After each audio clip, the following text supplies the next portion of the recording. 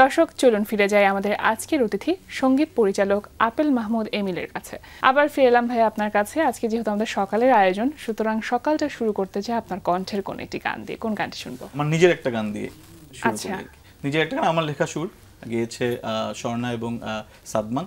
Unreleased গান, release হবে খুব শীঘ্রই। শুনি তাহলে ওই গানটাই শুনি। ভালো কি বেশে ফেলেছি কি না কি জানি, কাছে কি এসে পড়েছি কি না কি জানি, ভালো কি বেশে পড়েছি কি না কি জানি, কাছে কি এসে পড়েছি কি না কি জানি, খুব কাছে এসে তুমি কথা বলো যখনই, আমি তো শেষ হয়ে যাচ্ছি পথ হারাচ্ছি তখনই, একটু যদি জানতে পারি তোমার মনে কারবারি, তো হয়ে যাবে আরি না না না না না, ভালো কি বেশি ফেলেছি কি না কি জানি, কাছে কি এসে পড়েছি কি না কি জানি। Thank you. Thank you. মানে সকালটাই সুন্দর হয়ে গেল, এত মিষ্টি একটা গান। আপনি তো সাধারণত যখনই আমরা আপনাকে কোনো গান এরকম আপনার লেখা বা সুর করা থাকে, বেশিরভাগ গানই দেখি এরকম খুব সফট মেলোডি গান। এত অসংখ্য সুর আসলে কিভাবে আসে? মানে একটা সফট মেলোডির ভেতর থেকে আসলে এত ভ্যারিয়েশন কিভাবে বের করতে পারেন? মজার বিষয় যেটা, আমি কিন্তু গান যখন শুনি আমি প্রচুর রক গান শুনি সারাক্ষণ, কিন্তু যখন আমি গান বানাতে বসি তখন সব সফট গান, রোমান্টিক গান, না হয় দুঃখের গান। মানে আমার এই জিনিসটা, মানে গান বানানোর ক্ষেত্রে আমার কাছে মনে হয় যে এই ওয়ার্ডস গুলা বা এই সুরগুলো আমার কাছে তাড়াতাড়ি মানে ধরা দেয় আর কি। তো গান নিজে যখন বানাই তখন দেখা যায় যে সফট গান বানাচ্ছি বা দুঃখের গান বানাচ্ছি, সফট রোমান্টিক গান বানাচ্ছি। কিন্তু রক গান, আমি রক মিউজিকের এত বড় একটা ফ্যান, আমার খুবই কম গান আছে যেগুলো রক জনরার, খুবই কম গান আর কি বানানো আমার নিজের।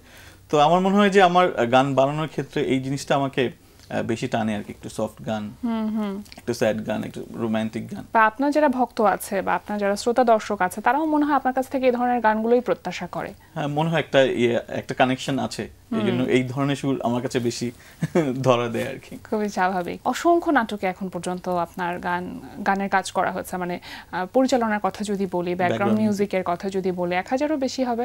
হ্যাঁ, মানে কি মনে হয় আজকে এই পর্যায়ে এসে এতগুলো নাটকে কাজ করার পর কি মনে হয় যে আসলে কি সেটা দখলে এসেছে বা আয়ত্তে এসেছে? না, এখনো মনে হয় যে শুরু করতে পারলাম না, বলতে মনে যে এখন তো হচ্ছে না, এখনো কিছু হচ্ছে না। এটা কি একটা মাইল ফলক বলা যেতে পারে? হ্যাঁ, এটা আমার কাছে, মানে আমি যখন ছোট ছিলাম আমার কাছে মনে হতো যে নাটক যখন দেখতাম পিছনে মিউজিক বাজতো, আমার কাছে মনে হতো যে আমি এই জিনিসটা করতে পারবো। একদম ছোট, তখন আমি মিউজিক শিখি নাই বা মিউজিক করিও না, কোনো আইডিয়াও নাই কিভাবে করে। কিন্তু আমি যখন পিছনে একটা গিটার বাজতেছে, একটা পিয়ানো বাজতেছে, আমার কাছে মনে হতো যে এই জিনিসটা আমি করতে পারবো, অনেক ছোট যখন ছিলাম। তো ওইটার একটা ব্যাপার তো ছিলই, অবচেতন মনে সবসময় ছিল যে নাটকের মিউজিক করবো, নাটকের মিউজিক। যখন আমি এই জিনিসটা পেয়ে গেলাম, শুরু করতে পারলাম কাজটা, তো তখন থেকে আসলে এটা আমার অনেক ভালো লাগে এই কাজটা করতে। এই জন্য দেখা যায় আমার গানের সংখ্যা কম, কিন্তু ব্যাকগ্রাউন্ড মিউজিকের আমার সংখ্যা বেশি। এই জিনিসটার প্রতি আমার ভালো লাগাটা বেশি, আগ্রহটা বেশি। এই জন্যই মানে এত প্রেসার নিয়ে কাজ করি। প্রথম নাটকের কাজ কোনটা ছিল? Happiness is what, Imran Rafat ভাইয়ের পরিচালনায় ছিল। তো রাফাত ভাইয়ের সাথে আমাকে পরিচয় করিয়ে দেয় আমাদের নায়ক ইভান স্যার। সে তখন আরজি ছিল, তখন উপস্থাপক ছিল। হ্যাঁ, উপস্থাপক ছিল, আরজি ছিল, তো এখন তো সে নায়ক। তো এই ইভান ভাইয়ের মাধ্যমে রাফাত ভাইয়ের সাথে পরিচয় হয়। প্রথম কাজ এই নাটকতে জন কবির ভাই তিশা অভিনয় করেছিলেন। ওই নাটকের একটা গানও আমি, এই গানটা জন ভাইয়ের গাওয়ার কথা ছিল, কিন্তু উনি অসুস্থ ছিল, তখন আমার ভয়েসে যে গানটা ছিল সেটাই নাটকে অন এয়ার হয়েছিল। তো তখন খুব সবাই প্রশংসা করেছিল, গানটা খুব প্রশংসিত হয়েছিল এবং শ্রোতা দর্শকদের থেকে সাড়া অনেক ভালো পেয়েছিলেন। গানটা কি দুটো লাইন শুনবো আমরা? হ্যাঁ, একটু শোনা যায়। শুনি।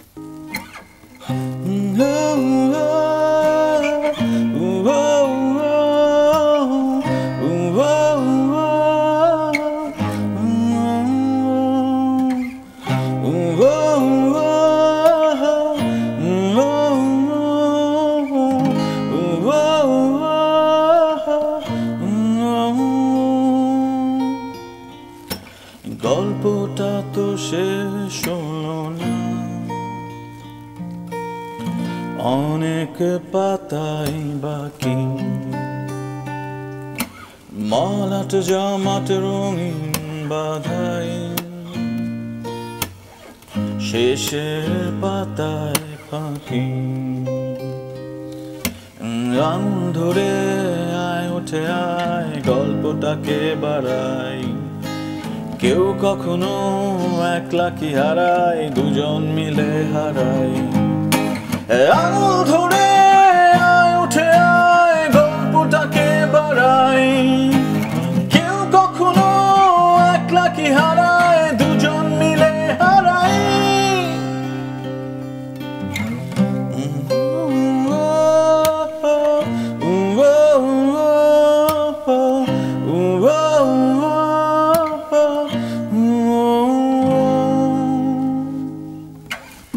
ভীষণ সুন্দর একটি গান এবং আমার খুব পছন্দের গান। আমার অনেক প্রিয় একটা গান, খুবই কম গাওয়ার সুযোগ হয়। থ্যাংক ইউ গানটাকে মনে করিয়ে দেওয়ার জন্য, মানে রিকোয়েস্ট করার জন্য। Thank you so much. আমার করা প্রথম নাটকের গান। আচ্ছা, এখন মানে কি কাজ করা হচ্ছে, মূলত কোন প্ল্যাটফর্মটা নিয়ে আপনি এখন বেশি ব্যস্ত? নাটকেই কি বেশি ব্যস্ত? হ্যাঁ, নাটকেই ব্যস্ততা চলছে এবং আমি খুবই খুশি এই ব্যাপারটাতে। নাটকে আমার ব্যস্ততা বেশি থাকে, কমফোর্ট জোন যেখানে। তো নাটকেই ব্যস্ততা। বেশ কয়েকটি নাটক করছি। একটা ইন্টারেস্টিং নাটক করছি যেটার নাম হচ্ছে দূরদেশ। এই নাটকটার কিছু অংশ অস্ট্রেলিয়াতে শুট করা হয়েছে, কিছু বাংলাদেশে, আমাদের খায়রুল বাশার ভাই এবং তটিনী। তো বিউটিফুল একটা গল্প, সেটা নিয়ে ব্যস্ততা, এই কয়েকদিন ব্যস্ততা চলছে। আর আরেকটা নাটক করেছি, আমার একজন মানুষ আছে, নীল ভাইয়ের একটা নাটক, সুন্দর গল্প। তো এই নিয়ে আরো কয়েকটা নাটক করছি, সিঙ্গেল ড্রামা। তো সবগুলোই সিঙ্গেল, ধারাবাহিক। লাস্ট করেছি কিছুদিন আগে সিটি লাইফ নামে। আচ্ছা, আর বাকি সিঙ্গেল নাটকের ব্যস্ততাই চলছে। এই যে একক নাটক বা ধারাবাহিক নাটক, ব্যাকগ্রাউন্ড মিউজিকের বিষয়টা যখন আসে তখন তো সেখানে আলাদা তেমন কোনো পার্থক্য থাকে না। মূল বিষয়টা হচ্ছে আপনার গল্প, মানে গল্পটাকে মাথায় রেখে তারপর মিউজিকটা করতে হয়। এই কাজ করার যে আপনার প্রসেসটা, এটা কেমন? একক নাটকে যেটা হয় যে একটা লিমিটেড টাইম থাকে, ওই টাইমের মধ্যে গল্পটা বলে শেষ করে ডিরেক্টর, তারপর আমি মিউজিক্যালি স্টোরিটাকে এনহ্যান্স করার চেষ্টা করি আর কি। তো সিঙ্গেল নাটকে দেখা যায় যে এই নাটকটা নিয়ে বলবো, এটা 3-4 দিনের মধ্যে আমাকে শেষ করতে হবে, ওভাবে প্রিপারেশন নিয়ে বসে। কিন্তু ধারাবাহিক নাটকে যেটা হয়, যেগুলো অনেক বেশি পর্বের হয়, সেই ক্ষেত্রে যেটা হয় ডিরেক্টর আমাকে হেল্প করে। তো দেখা যায় যে প্রথম 10 থেকে 12 পর্বের মিউজিকটা আমি করলে ওই পর্বে যে ধরনের সিচুয়েশন থাকে ওই অনুযায়ী মিউজিকটা করি।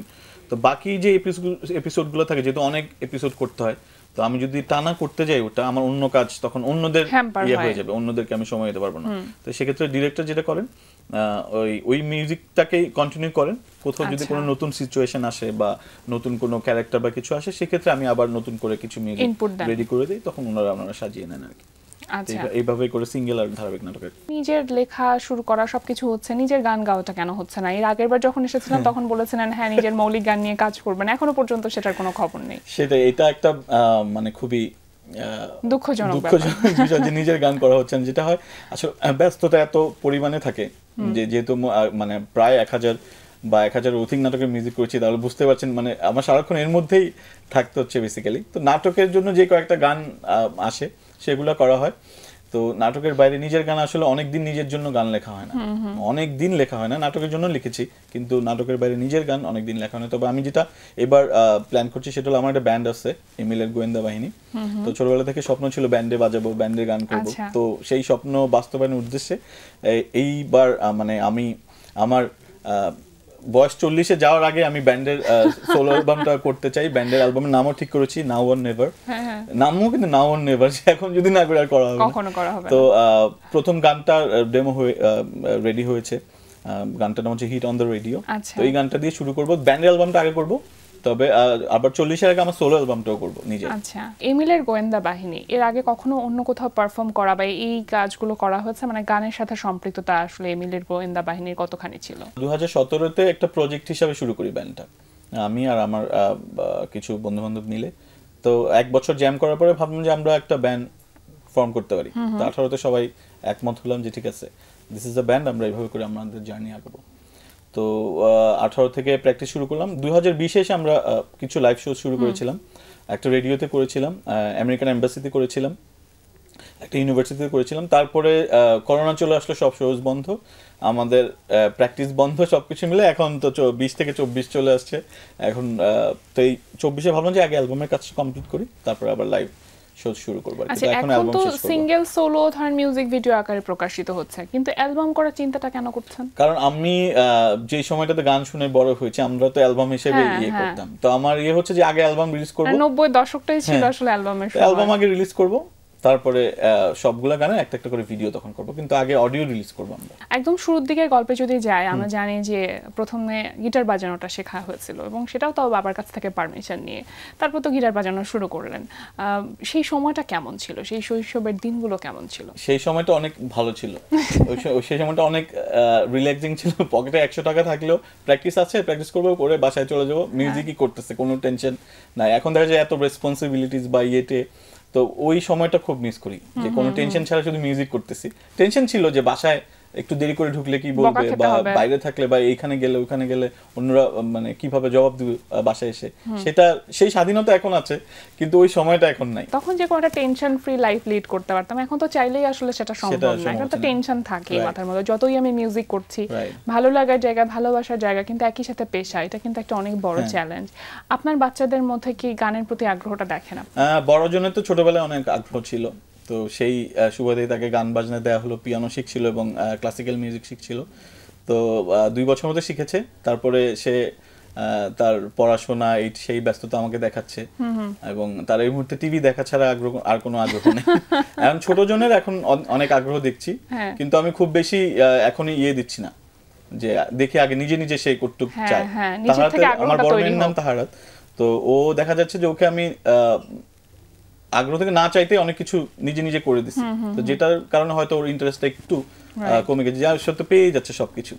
তো ছোট জনের বেলা আমি সেটা করব না, তাকে একটু চ্যালেঞ্জ দিব, সে যেটা চায় সেটা তাকে চেয়ে তারপরে নিতে হবে আর কি।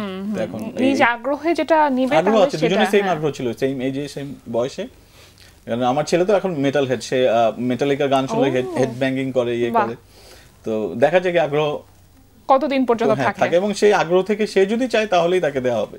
অসংখ্য ধন্যবাদ আপনাকে আমাদের আয়োজনে এসে সময় দেবার জন্য। সবশেষে আরো একটি গান শুনবো, তবে তার আগে আমি দর্শকদের কাছ থেকে বিদায় নিয়ে আসি। প্রিয় দর্শক, এতক্ষণ কথা হচ্ছিল অতিথির সঙ্গে, এবার সময় হলো বিদায় নেবার। আমাদের অনুষ্ঠান সম্পর্কে আপনার যে কোনো মতামত ও পরামর্শ জানাতে লিখুন এই ঠিকানায়। প্রযোজক দিন প্রতিদিন, Banglavision, note tower, 110 বীরত্তম, CR Dutta road, Dhaka 1205, phone 96320304। আমাদের ইমেইল অ্যাড্রেস dinprotidin@banglavision.tv। আইরিশ কথা সাহিত্যিক জর্জ বার্নার্ড শর একটি উক্তি বলে বিদায় নেব আজ।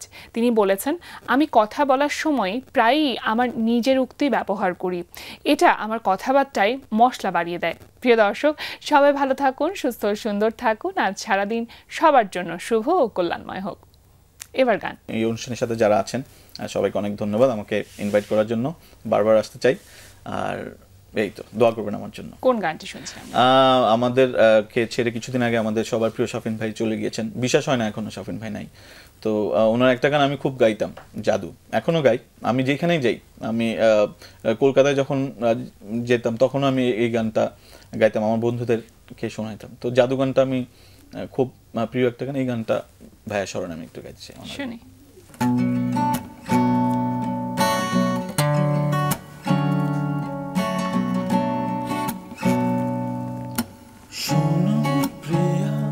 কত যতনে এঁকেছি যে তোমার আমার মনে, কি জাদু তোমার চোখে, কি জাদু তোমার প্রেমে, আমি তোমায় যে চাই, কাছে যেন পাই